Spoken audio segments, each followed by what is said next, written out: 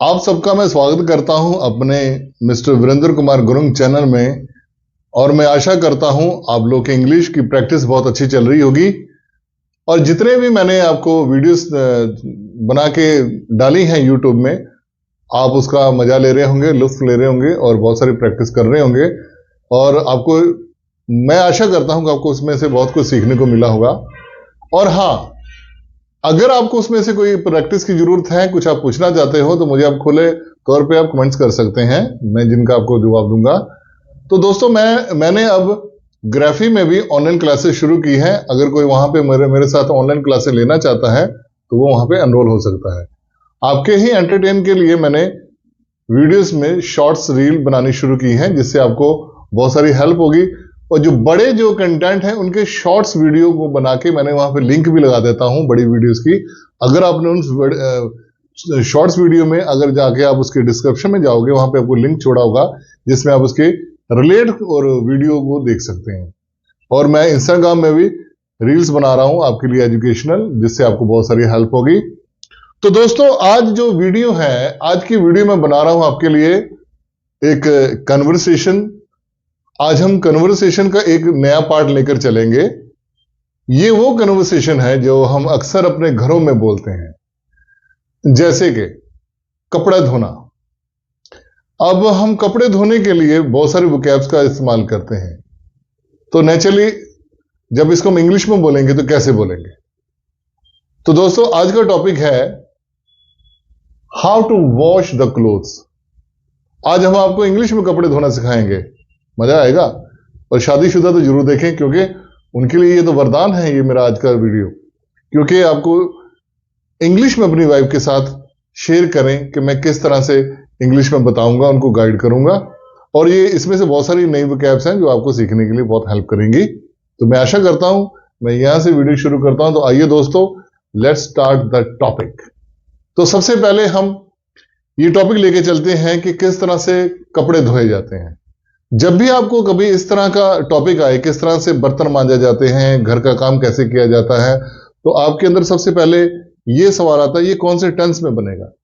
मैंने आपको बताया कि कोई भी रूटीन वर्क है, जब भी आप करते हो और कई सालों से करते आ रहे हो, आगे भी करते रहोगे, अभी भी करते हो, तो वो सिर्फ प्रेजेंट इंडेफिनिट में ही आएगा। प्रेजेंट इंडेफिनिट का बात सुनकर आपको ये आएगा कि इसमें फॉर्मूला क्या लगेगा। सिंपल यार, फर्स्ट फॉर्म एक्शन वर्ब की फर्स्ट फॉर्म लगा दो, बाकी सारी की सारी बातें कर लो। बस यहां पे कंसेप्ट ये है कि आपने उसको दिमाग में रखना है कि मैं एक एक स्टेप को कैसे क्लियर करूं। सिंपल, अब कपड़े कब धोते हो? जब गंदे होते हैं, ठीक है। सबसे पहले तो गंदे कपड़े निकालो। तो I collect the dirty. Dirty मैंने गंदे। डर्टी को आप दूसरे सिनोनिम वर्ड से बोल सकते हैं शोबी क्लोथ्स। गंदे कपड़े इकट्ठे कर लिए, मैंने तैयार कर लिए। उसके बाद हम क्या करते हैं कि जितने भी गंदे कपड़े होते हैं उनका एक ढेर लगा लेते हैं। भाई तुम भी निकालो, अरे छोटू तुम भी निकालो अपने कपड़े, चलो जी आप भी निकालो, जितने भी गंदे कपड़े हैं आज हम धोएंगे। तो आप उसका एक ढेर लगा देते हैं। ढेर को बोलते हैं sack. A sack of the shabby cloth या डर्टी क्लोथ्स। मैं गंदे कपड़ों का एक ढेर लगा लेता हूं। उसके बाद मैं उसको बकेट में डाल देता हूं। आई पुट मैंने अंदर डालना, रखना। I put the dirty cloth in the empty bucket. उसके बाद मैं क्या करता हूं, मैं एक बाल्टी लेता हूं, उसको पानी से भरता हूं। एक बाल्टी लेता हूं, आई टेक द बकेट, उसमें मैं पानी भरता हूं। पानी में पूरा नहीं भरता हूं, पानी में उस पर आधा ही भरता हूं, जितने कपड़े हैं अकॉर्डिंग टू माई क्लोथ्स। तो I fill the half bucket of water. तो मैं इसमें आधा पानी डालता हूं। तो उसमें मैं क्या करता हूं, उसमें मैं मिक्स करता हूं सर्फ। आप लोग सर्फ बोलते हो, Surf is a brand name. हम हमेशा ही ब्रांड नेम को याद रखते हैं, प्रोडक्ट याद नहीं रखते। जैसे लोग बोलते हैं भैया कोलगेट देना, तो दुकानदार भी पूछता है कौन सा वाला, फिर बोलते पेप्सोडेंट। अरे जब कोलगेट बोला तो कोलगेट दो ना, पर वो टूथपेस्ट नहीं बोल रहे हैं, उनको बोलना चाहिए सर टूथपेस्ट है वो, तब उसे बोलना चाहिए कौन सा वाला। इसी तरह हमें क्या बोलना चाहिए, डिटर्जेंट पाउडर। डिटर्जेंट पाउडर में आप रिन बोल सकते हो, निरमा बोल सकते हो, टाइड बोल सकते हो, सर्फ बोल सकते हो, सर्फ एक्सेल बोल सकते हो। तो जबकि आपने सीधा ही बोल दिया सर्फ ले लो, अरे बहुत महंगा होता है सर्फ, हर कोई नहीं अफोर्ड कर सकता। तो आप उसे बोलो मैं डिटर्जेंट पाउडर लेता हूं। तो I take the detergent bucket, powder bucket, उसका बकेट लेता हूं जो उसका डब्बा होता है। तो मैं उसमें क्या डालता हूं, 2 या 3 चम्मच।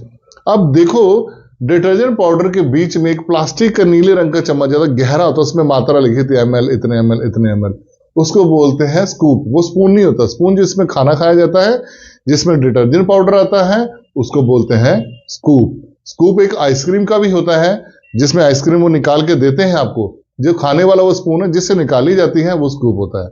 वहां लिखा भी होता है 70 रुपीज पर स्कूप, एक जो चमचा है वो 70 रुपए का है। तो इस तरह से मैं 3 और 4 scoop of detergent powder, scoop of detergent powder put in the water. फिर मैं इसको क्या करता हूं, हिलाता हूं। हिलाने को बोलते शेक।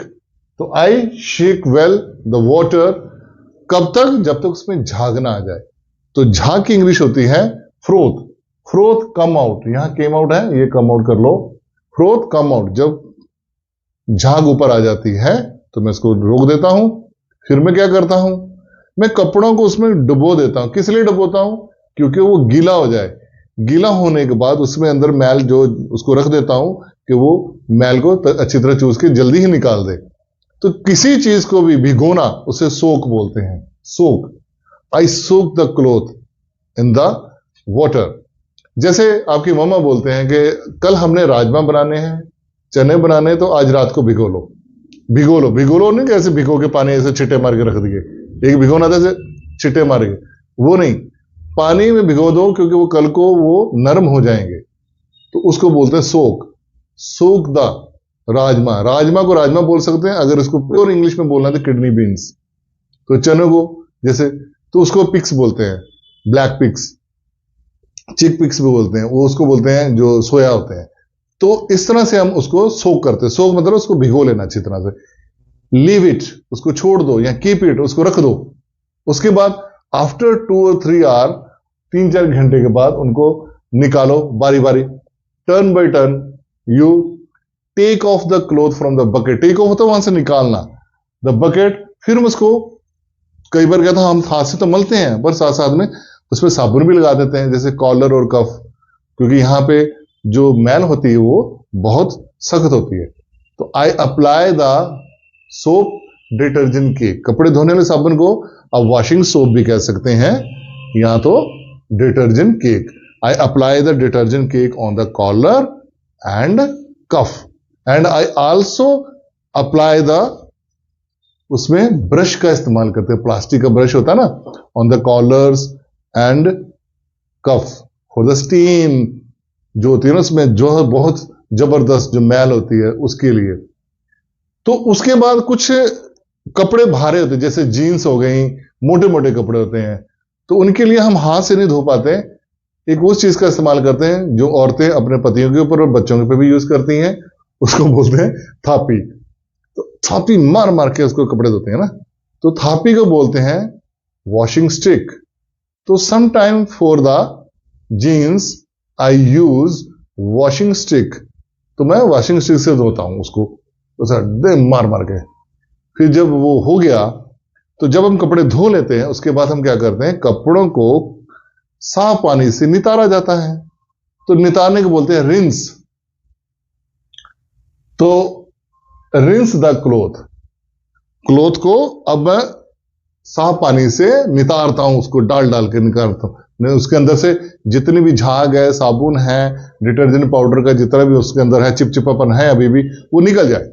तो रिंस, रिंस मैंने उसको अच्छी तरह से अच्छे पानी से नितारना, और उसके बाद हम उसको निचोड़ते हैं, बाद में उसके अंदर से पानी निकल जाए। निचोड़ने को स्क्यूज भी कहते हैं और रिंक भी कहते हैं। ये डब्ल्यू से बनता है, WRINK, रिंक द क्लोथ्स। मैं उनको अच्छी तरह से निचोड़ता हूं। निचोड़ने के बाद उनको एक एम्प्टी बकेट, खाली बकेट बोलते हैं, एम्प्टी बकेट में डाल देता हूं। Keep on the in the empty bucket. फिर मैं कपड़े लेकर छत पे चला जाता हूं। छत को बोलते हैं टेरेस। तो आई गो टू टेरेस, या इसको ऐसे भी कह सकते हो, I stair up, stair up मतलब सीढ़ियां चढ़ना, stair up on the terrace. फिर उसके बाद आपको पता है कपड़ा निकालता हूं एक एक, है ना। I take off the clothes one by one and shade, shade का मतलब झाड़ना, ये झाड़ा। झाड़ने के बाद हम कपड़े की तार होती है उस पर डालते हैं, गांव में तो रस्सियां होती हैं, आजकल तो केबल आ चुकी हैं, उसे बोलते हैं क्लोथिंग लाइन, उसे वायर नहीं बोलना, उसे बोलना है क्लोथिंग लाइन। क्लोथिंग लाइन पे मैं उसको लटका देता हूं, टांग देता हूं। Hang, I hang the wet cloth, wet मतलब भीगे हुए कपड़े, ऑन द क्लोथिंग लाइन। उसके ऊपर आप चुंडी लगा देते हैं, चिमटी। कुछ लोग बोलते हैं क्लिप, क्लिप भी चल जाता है वैसे तो, वैसे वो लेडीज की क्लिप होता है बालों को बांधने के लिए। कपड़ों को लगाने के लिए बोलते हैं पैग, जो लोग मर्द पीते हैं शाम को 8 PM के बाद, लगी समझ, तो पैग। अब यहां पे आप पैग लगाओगे तो वो पैग वो दूसरा है। आई apply the peg on the hanging clothes, जो लटके हुए कपड़ों के ऊपर मैं पैग लगा देता हूं, चिमटी के कपड़े उड़े ना। आपके घरों में दरवाजे के पीछे एक लंबा सा होता है जिसमें कपड़े टांगते हैं, उसे बोलते हैं हैंगिंग पैग। क्या बोलते हैं? Hanging peg. तो इस तरह से आप बोल दो हैंगिंग पैग, पैग। तो I apply the peg on the wet clothes. उसके बाद लीव इट, उसको छोड़ दो सूखने के लिए। अब सूख गया जब, आफ्टर ड्राइंग, तो क्या करो, उसको निकाल दो। निकाल के उसको आप पहले तो निकालो और एक खाली बकेट में डाल के आप नीचे ले आओ। तो आप जैसे ऊपर गए थे स्टेयर अप, तो I stay down, stay down मतलब सीढ़ियां नीचे आना। सीढ़ियां नीचे आने के बाद कपड़ों को आप निकालो, फोल्ड करो। I fold the clothes and make the pile, make the pile of folding clothes. Folding clothes मतलब जो जो आपने फोल्ड किया उसको ढेर लगाते हो, जैसे एक के ऊपर एक ऐसे। ये जो ऐसे जो बना ढेर, ऐसे फिर आप रख देते हो। कई बार आप बिना आयरन करे भी रख सकते हो कि मैं बाद में कर लूंगा, या आयरन के लिए भी रख लेते हो, या आयरन करने के बाद भी। तो उसको बोलते हैं पायल, ढेर बनाना एक के ऊपर एक। Make the Payal of the folding clothes. उसके बाद आयरन द क्लोथ्स, अगर आपने कपड़े आयरन करने हैं तो आयरन करो। उसके बाद उसको keep the clothes in the अलमीरा। इसको अलमारी नहीं बोलने, हिंदी में अलमारी होती है, इंग्लिश में होता है अलमीरा। और जो बड़ी अच्छी इंग्लिश बोलने वाले बोलते हैं वार्डरोब। अमीर लोग वार्डरोब बोलते हैं, वो अलमीरा नहीं बोलते हैं। वो इसलिए होता है कि अलमीरा वैसे तो होती है लोहे की, जो आपके घरों में होती, लिखा था गोदरेज की, वैसे गोदरेज की होती नहीं है, ऐसे सिक्का लगा होता है गोदरेज का। तो वार्डरोब होता है वुडन का बना हुआ। अच्छा, वैसे वार्डरोब का एक मीनिंग और भी होता है, जहां पे डिजाइनर कलेक्शंस होते हैं, डिजाइनर कलेक्शंस क्लोथ्स होते हैं ना, जो बहुत सेलिब्रिटी होते हैं, फिल्म स्टार होते हैं, उनके तो कपड़े डिजाइनर सीते हैं, उनके तो डिजाइनर के वाले कलेक्शन होती हैं। तो उन कलेक्शनों को जहां रखते हैं वो वार्डरोब होता है। तो एक कपड़ों का शोरूम भी है वार्डरोब। तो इस तरह से आप वहां रख सकते हो। आप ये भी कह सकते हो I keep my clothes in the wardrobe या इन द अलमीरा। तो इस तरह से आपने कपड़े धोए, साफ करके, आयरन करके, और बड़े सिस्टम के साथ उसका पाइल बना के अपने अलमीरा में रख लिया। और इस तरह से आप अपनी रोजमर्रा की जिंदगी में ऐसी छोटी छोटी बातें बता सकते हैं। अपने बच्चों को, अपने दोस्तों को, अपने भाई बहनों को भी सिखा सकते हैं, भाई ऐसे बोलो, pile the clothes, iron the clothes, rinse the cloth, ठीक है, रिंग द क्लोथ। तो ऐसे छोटे छोटे वर्ड्स, वोकैब सीखने से आपको इंग्लिश आपको जल्दी आएगी, क्योंकि छोटे छोटे घरों से इंग्लिश शुरुआत हो जाती है, तो बढ़िया इंग्लिश सीख पाओगे। तो इसी आशा के साथ मैं ये वीडियो समाप्त करता हूं। प्लीज मेरी वीडियो को देखें, सब्सक्राइब करें और आइकन बेल जरूर दबा दें, जिससे मेरी नोटिफिकेशन आप तक पहले पहुंच जाए। तो थैंक्स, धन्यवाद और